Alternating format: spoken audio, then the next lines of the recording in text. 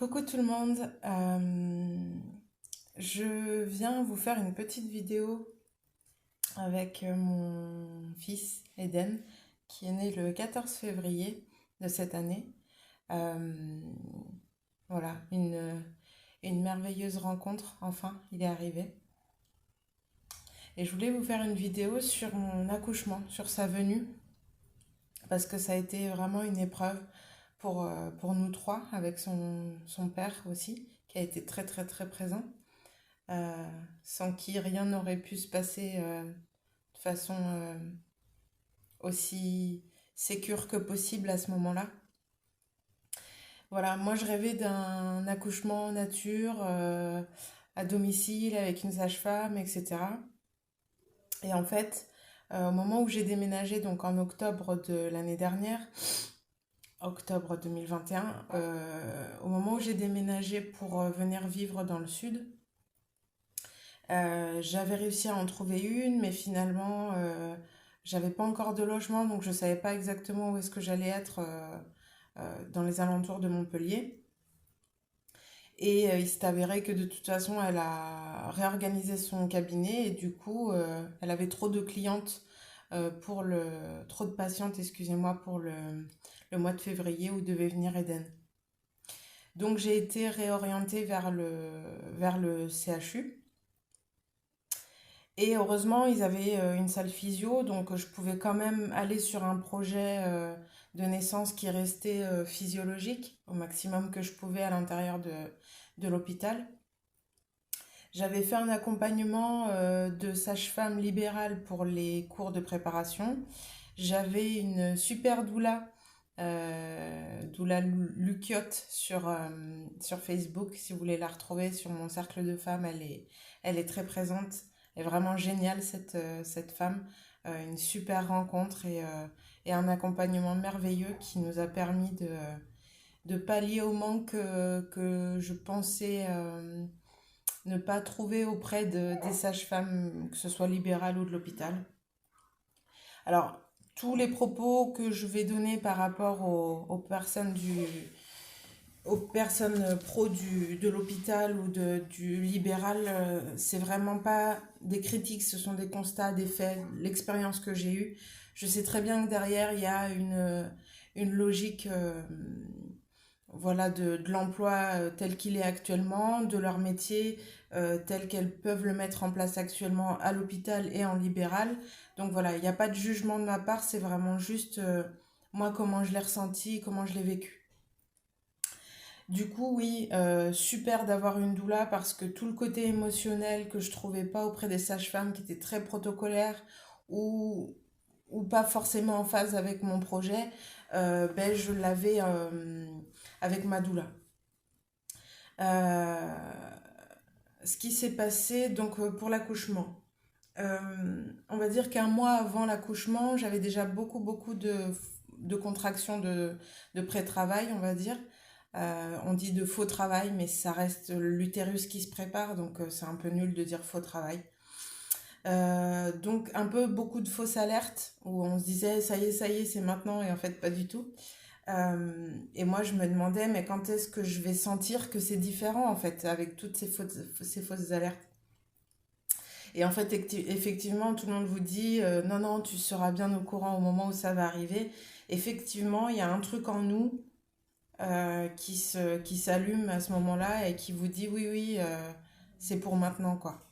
Autre que le mental qui réfléchit à tous les, est-ce que les feux verts de l'engagement du travail sont mis en place. Là, il n'y a pas de réflexion, c'est vraiment dans le ressenti. Enfin, en tout cas, moi, c'est ce que j'ai vécu.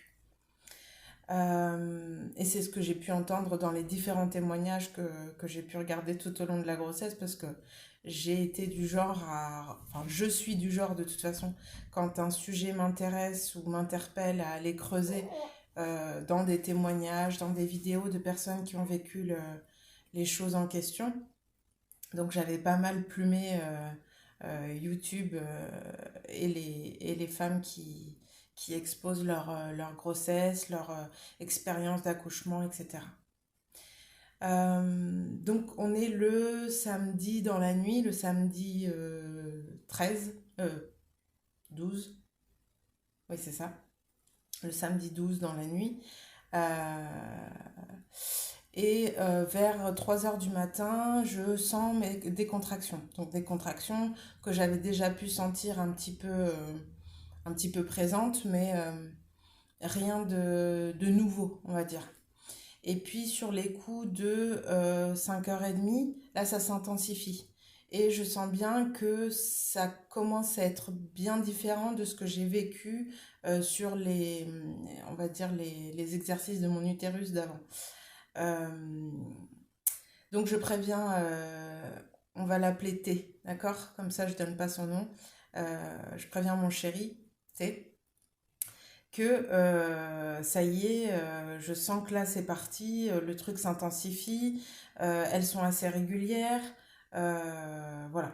Mais je lui dis, voilà, repose-toi, on a dit qu'il faut que ça travaille pendant 2 heures, toutes les 5 minutes, et que la douleur s'intensifie, enfin en tout cas qu'elle devienne de plus en plus présente, parce que c'est pas forcément douloureux dès le départ.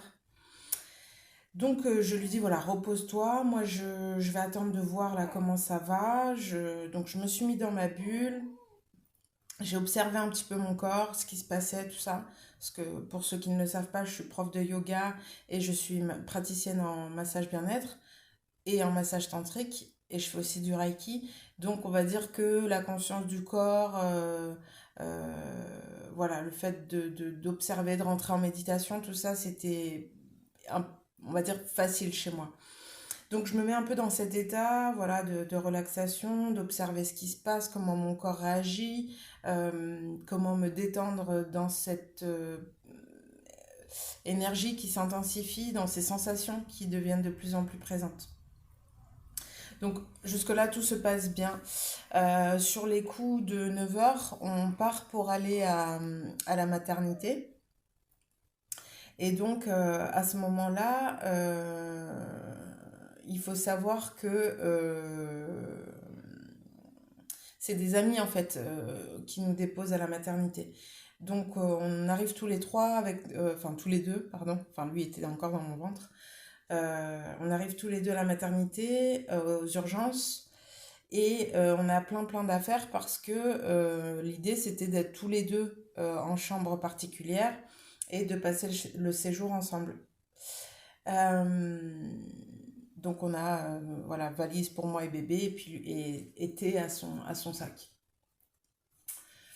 Voilà, donc on arrive vers les 9h30 aux urgences de la maternité et à partir de là, on me fait un monitoring dans ce qu'ils appellent un box. Bon, ça fait un peu comme une chambre d'hôpital mais sans fenêtre. Donc je reçois un monitoring par une aide-soignante qui vient d'être transférée dans le service, qui n'a jamais vraiment fait à une femme enceinte. Et en fait, elle me le met, et bon, je suis pas pro, mais quand elle me le met, je me dis bien qu'il y a un truc qui va pas. Et effectivement, pendant 3 quarts d'heure, elle me l'a mis pour rien parce qu'elle l'avait mal placé. Donc bon, on reste zen, on a le temps, on sait qu'entre guillemets, un premier bébé, ça prend du temps à arriver, donc je m'inquiète pas trop, je laisse faire les choses, et puis bon, bah, ce petit cafouillage, c'est pas grave. Sachant que je suis pas avec T, c'est un petit peu chiant parce que j'avais prévu de tout vivre de A à Z avec lui. Donc lui est en salle d'attente. À ce moment-là, il sait pas ce qui se passe. Il a même cru que j'étais en train d'accoucher et qu'on le tenait pas au courant. Donc pas terrible.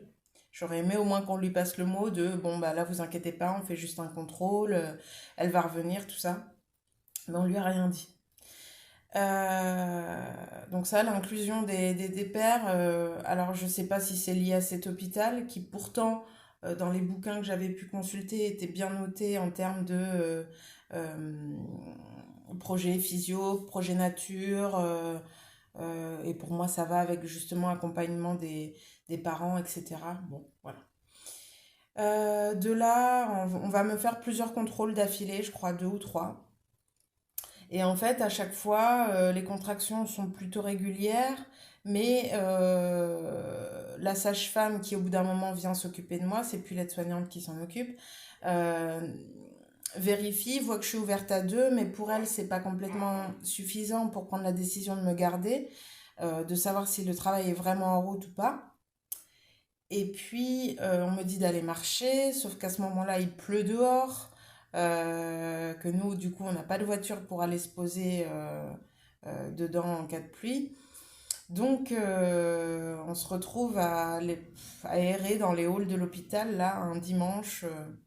Bon, un peu glauque, mais on s'en fout. Bébé est censé arriver, donc on est assez excité. On essaye de rire un peu de la situation. Voilà, on essaye de trouver le positif. Donc, arrivé à 9h30, on va dire que là, il est déjà, allez, 13h30, 14h. Vraiment, là, on me pose la question, est-ce que vous voulez rentrer chez vous ou est-ce que vous voulez rester? Bah, écoutez, moi, je suis ouverte à deux, j'en sais rien, c'est mon premier accouchement. On n'a pas de véhicule, faut qu'on appelle les colocs pour venir nous chercher. Euh, J'en sais rien, je sais pas, je suis pas hyper sécure de rentrer et si ça arrive dans la journée ou dans la nuit de repartir avec les affaires, nani nana, enfin voilà. Donc je fais comprendre que j'aimerais bien encore rester et qu'on voit si ça évolue encore. Donc on finit par rester dans la salle d'attente. Moi je fais à moitié des changements de position dans la salle d'attente, paye ton intimité. Bon voilà, Terence s'endort à moitié sur les bancs de la salle d'attente. Bon, bref, on passe le temps comme on peut, quoi. Bon, du coup, j'ai dit son prénom, mais vous le connaissez pas tous. Euh, voilà. Que se passe-t-il ensuite? Euh, Ils se rendent compte, je pensais qu'ils le savaient avant, mais ils se rendent compte que je suis au-delà de mon terme. J'étais au terme le 12, on est le 13, le dimanche 13. Et qu'il faut me faire une écho de contrôle. Donc la dame vient me voir, la sage-femme qui s'occupait de moi, et me dit, ah bah finalement de toute façon vous pouvez pas rentrer à domicile, on était censé vous faire une écho de contrôle aujourd'hui parce que vous êtes au-delà du terme. Alléluia, on décide de me garder. Dans la foulée, on me refait un contrôle. Elle voit que finalement je suis ouverte à deux, mais que quand il y a une contraction qui arrive, j'ai pas tout compris, mais en gros, bébé se présente et montre bien des signes que c'est pour aujourd'hui. Donc, on est parti pour me garder. On nous emmène en salle physio avec mon chéri. Alors, c'est pas la salle physio principale parce qu'elle était prise à ce moment-là, mais on est dans une salle annexe qui est quand même équipée d'une baignoire, d'un lit de personnes, ce qu'ils appellent le lit conjugal, je crois, ou un truc comme ça, et des toilettes. Donc, go, on s'installe, on met un peu de musique, on essaye de se décontracter, de se mettre sur les points d'appui qu'on a pu apprendre avec la doula, les exercices que j'ai pu un petit peu apprendre aussi avec les sages-femmes libérales. Voilà, on se met en jambes tranquillement. Moi, les contractions, elles augmentent en intensité, ça devient très très très intense. Donc on rentre dans la salle physio, il est 18h30 le dimanche. Et à ce moment-là, je vois plus le temps passer. Je suis dans une espèce de faille temporelle et énergétique, je dirais, dans le sens où je me sens encore un peu dans le réel, mais pas tant que ça. J'entends T me parler, euh, mais vraiment tout est concentré sur mes sensations, sur l'intensité des sensations. Je me sens parfois même connectée à un autre espace que celui dans lequel je suis. Et c'est très difficile à décrire, mais je suis là sans être là, quoi. C'est à la fois très prenant et très fatigant, mais je suis motivée, quoi. Je veux y aller, je veux avoir mon fils et je veux que ça se passe le plus naturellement possible. Je vous cache pas que voilà, c'est douloureux, que faut y aller avec un mental assez solide, avec des belles pensées positives, etc. Et avoir un compagnon qui est motivé aussi, qui est positif, qui tient le coup, c'était pas du luxe. Je finis par aller dans la baignoire sur les coups de, je saurais pas vous dire trop l'heure, mais je pense qu'il était 21h. parce que vraiment ça devient douloureux et que je me demande un peu où j'en suis. Je demande à T d'aller chercher des aides-soignantes, enfin d'aller chercher une sage-femme, etc. Parce que à ce moment-là, j'ai déjà, je pense, perdu les os, mais j'en suis pas sûre. On a prévenu une sage-femme en disant que le liquide était un peu coloré. Elle nous a pas vraiment cru, elle a pensé que c'était autre chose. Donc le dossier a été classé, on n'en a pas reparlé. Mais moi, j'étais quand même persuadée que j'avais perdu les os parce qu'à chaque contraction, je reperdais du liquide et que la première fois où j'ai senti que je perdais quelque chose, ça a fait comme un espèce de ballon qui m'a échappé de mon entrejambe. Donc j'étais quasi sûre que c'était ça. Donc à ce moment-là, je suis dans la baignoire, ça allège un peu les douleurs, ça rend les choses un peu plus douces. Et, T va chercher une sage-femme pour savoir un petit peu où on en est. Alors, quand je disais que je voulais savoir où j'en étais, c'est que je voulais savoir un peu où en était mon col. Vu que je m'étais arrêtée à l'info de 2 et que là, ça commençait un peu à être intense, un peu beaucoup, j'avais envie d'un petit encouragement et qu'on me dise, c'est bon, on approche de la fin de l'ouverture, tout va très bien. Eh ben non, là va s'en suivre une escalade une escalade médicale, on va dire ça comme ça. Euh, ouais, il n'y a pas trop de termes pour définir. J'ai eu au moins, je pense à ce moment-là, 3 ou 4 sages-femmes différentes avec leurs stagiaires qui sont rentrées dans la pièce et qui ont fait des allers-retours en se présentant en disant qu'elles allaient venir s'occuper de moi. Et en fait, elles repartaient. Alors, il devait y avoir d'autres femmes dans le service qui avaient besoin à ce moment-là, mais à chaque fois, elles venaient en croyant qu'elles allaient me suivre et en fait, je les revoyais pas. La dernière, la quatrième, je pense, hein, qui vient avec une stagiaire et essaye de me poser le monito dans l'eau parce que soi-disant on m'avait dit que je pouvais aller dans la baignoire et que je pouvais être contrôlée dans la baignoire, mais en fait ça s'avérait plus compliqué que prévu. Donc elle galère un peu, moi je suis pas hyper à l'aise au moment où elles essayent de me poser le truc et que j'ai des contractions. Elles m'encouragent, voilà, comme elles le font, on va dire, dans leur profession.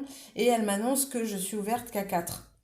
Et là, je check l'horloge, il est 22 heures ou 22 heures passées.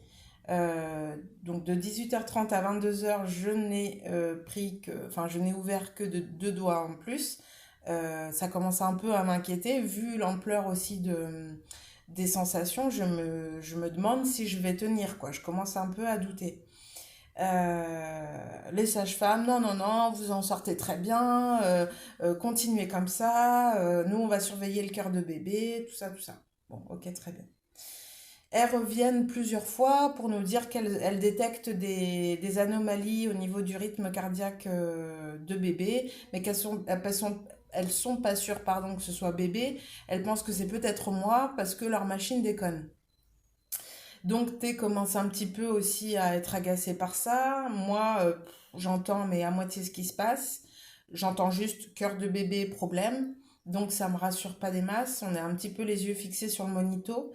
Et à partir de là, je crois que je vais l'avoir en continu en fait. Elles vont pas me l'enlever. Alors que dans mon projet, j'avais demandé à pas l'avoir en continu.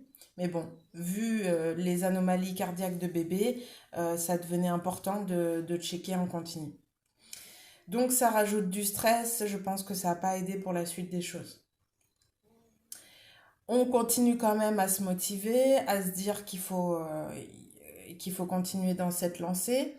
Euh, donc j'essaye de repartir dans ma motivation, de continuer mon travail avec T. Et en fait, sur les coups je crois qu'il était peut-être minuit et demi, 1 heure, on vient nous voir et on nous dit, écoutez, là, les irrégularités de bébé, c'est trop dangereux, on ne peut pas prendre le risque de continuer sur un accouchement naturel, il faut passer à la péridurale. On passe à la péridurale, donc je vais en salle normale d'accouchement. J'ai un peu les boules, mais bon, bébé, santé, on file à la salle d'accouchement.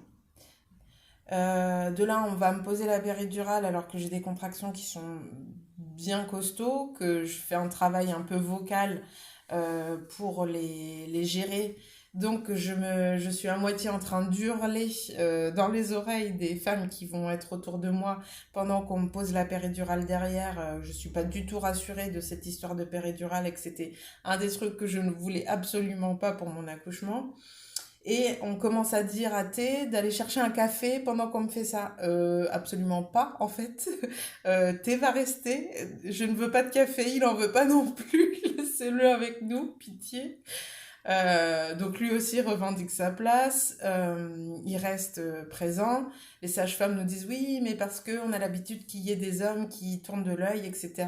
Oui, vous inquiétez pas, lui, il tournera pas de l'œil, il va rester ici. Donc elle lui demande de mettre un peu de musique pour décontracter l'atmosphère, tout ça. Bon, on essaye de repartir sur du positif encore une fois. On est là pour que bébé arrive. C'est censé être une belle journée. Donc go quoi, on repositive malgré tout ça. Le positif aussi dans tout ça, c'est que finalement, plus vraiment de douleur. Mais on commence à me piquer de partout. On me met de l'ocytocine pour accélérer les contractions et les rendre plus puissantes.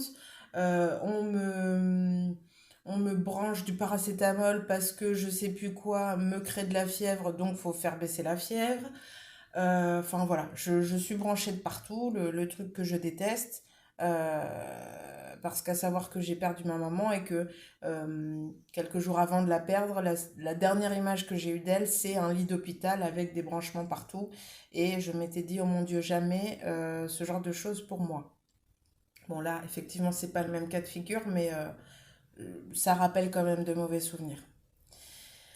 Donc, tant bien que mal, on essaye de se reposer, de se relaxer avec thé, mais le problème, c'est que je suis en monito continu, que j'ai le bracelet de tension là qui me serre le bras pendant des heures et des heures à se serrer tous les quarts d'heure ou toutes les 20 minutes, l'horreur.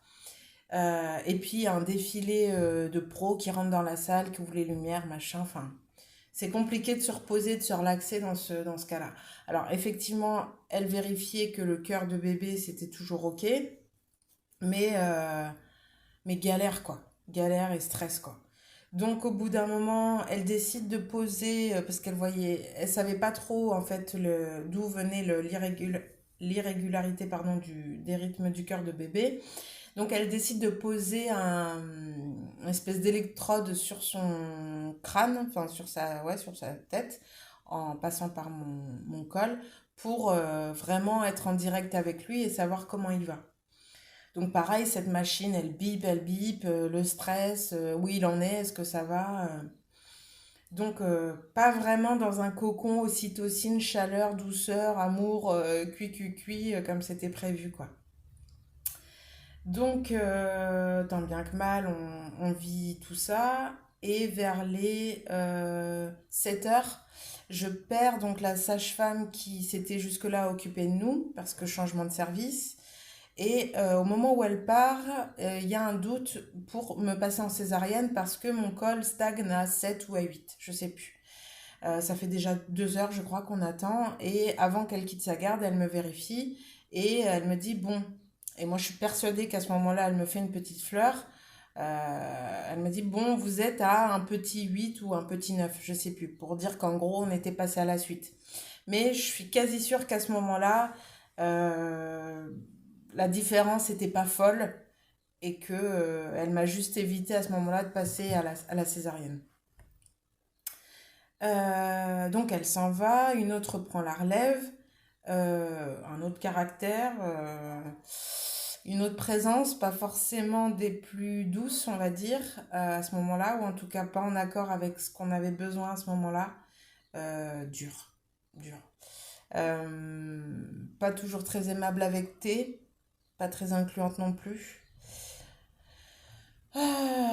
Et puis moi je lui dis bon écoutez vu que c'est vous qui allez m'accoucher maintenant à l'heure qu'il est et puis où j'en suis euh, est-ce que je vais pouvoir au moins accoucher sur le côté parce que je ne veux pas accoucher en position gynécologique. On sait très bien que entre guillemets c'est un peu la pire des positions et elle me fait comprendre que en gros non ça va être la position gynécologique parce que on sait pas trop pourquoi d'ailleurs mais en gros, à commencer à mettre les étriers et compagnie. Donc voilà, au bout d'un moment, on me pose une sonde au cas où j'irai en césarienne, mais on ne me dit pas vraiment que j'irai en césarienne. Bon, ok, d'accord. De là, on me dit, ah, c'est bon, c'est reparti, bébé va bien, vos contractions sont bien, on rebalance de l'ocytocine, machin truc. Il faisait que d'en remettre, d'en rebaisser, de l'enlever, de machin de truc en fonction des réactions de bébé et de ce que leur disait sûrement leur machine, je sais pas trop. Moi, j'essaye de pas trop me doser en péridurale, j'en mets vraiment pas beaucoup, histoire de quand même sentir le travail et pouvoir être présente pour la dernière étape.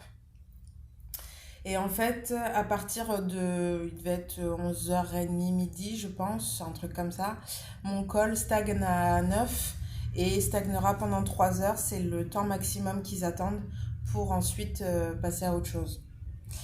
Cette autre chose, c'est la césarienne. Le pire scénario que je pouvais m'imaginer pour mon accouchement, euh, que j'avais quand même envisagé parce qu'avec la doula, on avait fait un peu ce travail mental aussi de tout prendre en compte au cas où, et heureusement d'ailleurs, mais je l'avais complètement pas envisagé, quoi. Juste avant de m'emmener en césarienne, la sage-femme se rend compte que j'ai perdu les os, que je n'ai plus de poche. Oui, je vous l'avais dit dès le départ, hier à 18h30 quand je suis rentrée dans la salle physio, mais la sage-femme à qui je l'ai dit n'a pas fait passer le mot et elle aurait dû m'examiner pour vérifier mon liquide amniotique, enfin pour vérifier le liquide si c'était du liquide amniotique et comme en plus il était teinté, ça donnait une idée peut-être d'anomalie ou de soucis avec bébé. Ça n'a pas été fait et ils s'en rendent compte à ce moment-là, donc ils me mettent les antibiotiques pour le fait que quand ça fait plus de 12 heures, je crois qu'on a percé la poche, il y a des risques infectieux. Donc voilà, on m'emmène en... Donc le diagnostic tombe de la césarienne. Pour moi, c'est dur, surtout parce qu'il sait que moi, je voulais pas passer par cette case. Euh, des pleurs, de la déception, de l'angoisse. Et moi, là, à ce moment-là, je démissionne complètement, en fait. Je me dis que c'est plus la peine de se battre, entre guillemets, pour mon projet nature, que là, mes mains, le destin de mon accouchement est entre les mains du personnel hospitalier, et que tout ce que je peux faire, c'est faire en sorte que cette césarienne se passe bien à l'intérieur de moi pour que bébé aille bien. Donc à ce moment-là, je m'en remets un peu dans les bras de Terence et dans les bras du personnel. J'essaye de trouver, on va dire, une référente douce et rassurante. De toute façon, je suis prise en charge par une autre sage-femme qui est plus spécialisée dans les accompagnements pour les césariennes et qui a cette prévenance et cette douceur qui me rassure au moins pour aller au bloc. Arrivé au bloc, l'horreur. Quand je vous dis tout ça, c'est aussi, voilà, moi j'ai l'expérience de ma maman qui est décédée à l'hôpital, j'ai un rapport à l'hôpital qui est pas du tout amical, donc voilà, c'est-à-dire que si là il y a des femmes qui sont prêtes d'accoucher ou qui ont des césariennes de prévues, euh, pas de panique à bord, c'est mon expérience, c'est ma façon de l'avoir, c'est comme ça que je l'ai vécu, c'est pas une vérité quoi. Donc on m'emmène au bloc. Terence, il fallait qu'on le prépare avant, qu'on l'habille, etc. Et il ne pouvait me rejoindre que quand les chirurgiens étaient en place, etc. Donc moi j'arrive dans la pièce, je suis complètement shootée par les produits qui commencent à m'injecter. On me pose nu, bras en croix, là j'ai l'impression d'être sur la croix de Jésus, dans une pièce froide avec, je crois qu'il y avait genre 10 personnes autour de moi qui étaient en train de parler café et cinéma pour schématiser, mais vraiment. Et moi, je suis en panique totale, stress complet, pas loin de faire une crise d'angoisse, si j'avais pas eu cette femme un petit peu ce repère rassurant. Et j'attends avec hâte que Terence arrive, me prenne la main et puis qu'ils fassent ce qu'ils ont à faire, quoi. Donc, on me pose le chant, on m'explique que je vais être endormie du bas du corps et que je vais rien sentir, enfin que je vais sentir les mouvements, mais je ne sentirai pas de douleur. Alors là est encore mon expérience, mais moi j'ai ressenti de la douleur. Alors je ne sais pas si c'était lié au fait que j'ai une conscience du corps peut-être plus importante que la moyenne des gens, mais, euh, mais j'ai eu des ressentis forts et pas que du ressenti de mouvement. C'est comme si je pouvais voir ce qui se passait de l'autre côté du champ et c'était terrible pour moi, quoi, parce que j'avais l'impression d'être dans une boucherie, entre guillemets. Euh, voilà. Et bon, je crois avoir senti le scalpel au départ. Enfin, voilà, ça a été vraiment une expérience horrible. Je n'ai pas d'autres mots. Euh, Mon fils est né à 13h49. Je me suis fait endormir après ou un peu avant.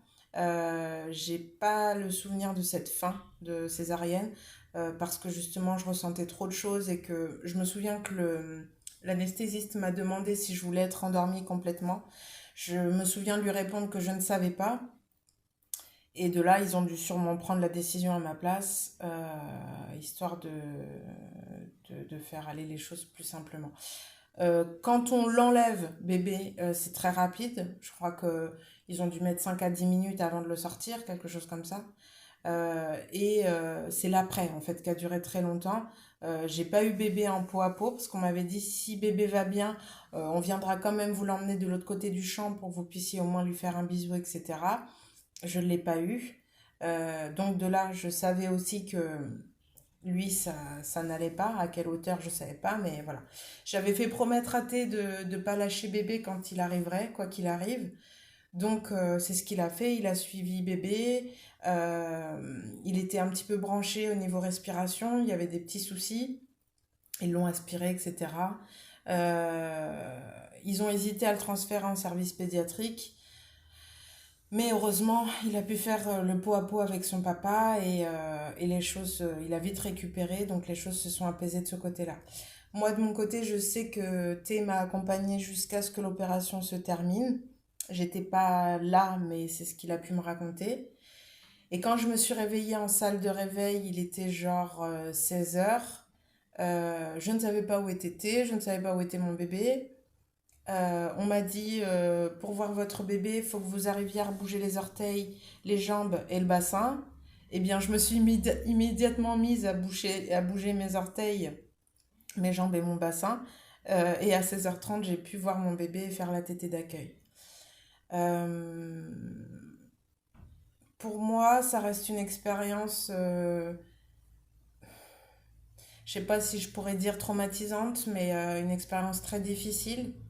Euh, J'ai pas encore complètement le recul sur ce que j'ai vécu parce que là on est dans le flux du premier mois de bébé, que ça demande beaucoup d'attention, etc. Et que ça permet pas forcément d'être en intériorité complète. Mais voilà, moi dans ma vie j'ai toujours besoin de faire un retour sur ce que j'ai vécu et d'en comprendre le sens. Actuellement j'ai pas encore tout à fait fait ça pour cette expérience, mais je voulais quand même vous la partager avant. Euh, voilà, en toute simplicité et parce que c'est quelque chose qui m'a heurté, qui m'a touchée. Aujourd'hui, je me raccroche au fait que bébé soit arrivé, qu'il va bien, qu'il se développe bien. Là, aujourd'hui, on est à 1 mois et 1 jour.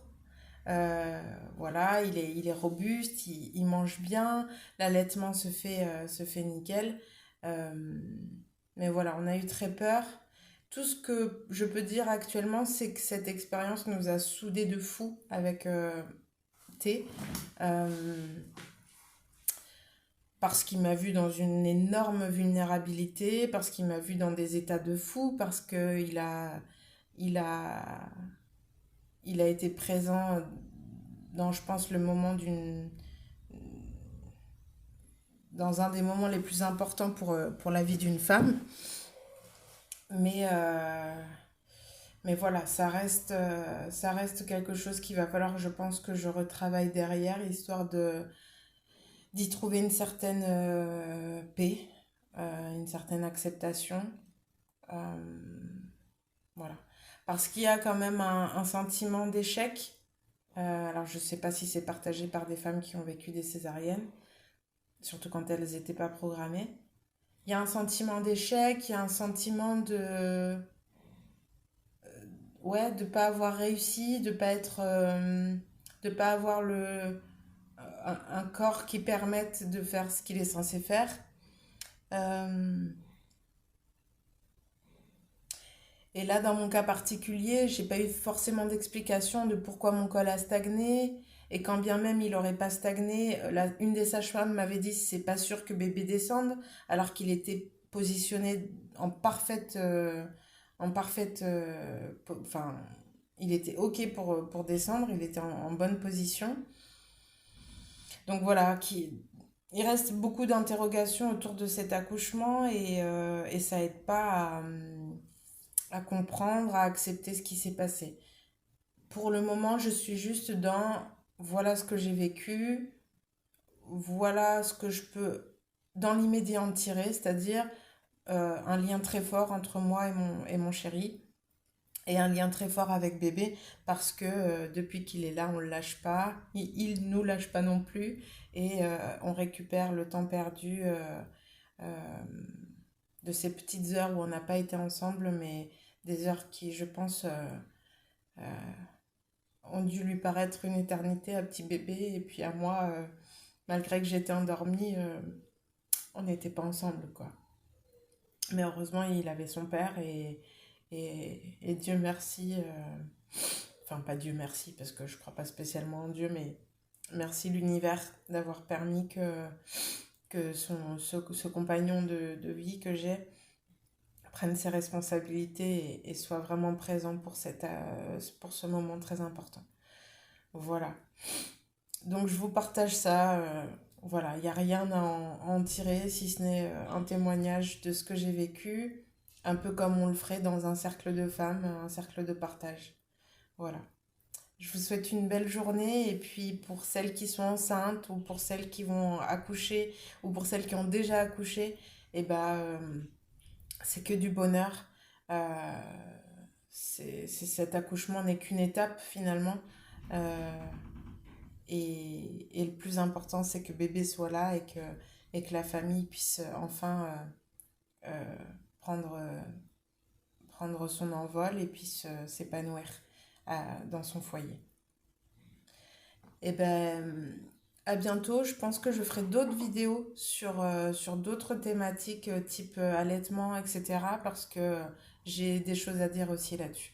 Voilà. Je vous dis à bientôt. Au revoir.